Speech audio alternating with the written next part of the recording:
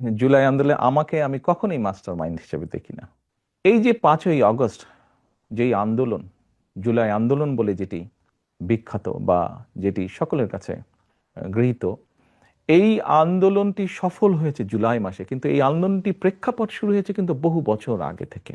এই আন্দোলনে বাংলাদেশের গণতান্ত্রিক রাজনৈতিক দলগুলোর নেতাকর্মীরা, সেটি বিএনপি হোক বা অন্য রাজনৈতিক দলগুলি হোক, যারা গণতান্ত্রিক রাজনৈতিক দল, প্রত্যেকটি রাজনৈতিক দল বিভিন্নভাবে অবদান রেখেছে, বিভিন্নভাবে তাদের নেতাকর্মীরা নির্যাতিত হয়েছে। আমি মনে করি জুলাই আগস্ট মাসে এসে জনগণ সকল গণতান্ত্রিক রাজনৈতিক দলের সাথে অংশগ্রহণ করেছে। শুধু কি রাজনৈতিক দলের নেতাকর্মীরাই সেদিন ছিল মাঠে? অবশ্যই নয়। আমরা দেখেছি সেদিন মাদ্রাসার ছাত্ররা, তারা ছিলেন এই আন্দোলনের মাঠে। আমরা দেখেছি গৃহিণীরা পর্যন্ত রাস্তায় নেমে এসেছেন সন্তানের পেছনে।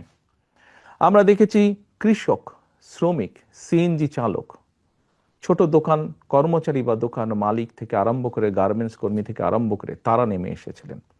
আমরা দেখেছিলাম সামরিক বাহিনীর অবসরপ্রাপ্ত কর্মকর্তা কর্মচারীরা নেমে এসেছিলেন এই আন্দোলনে।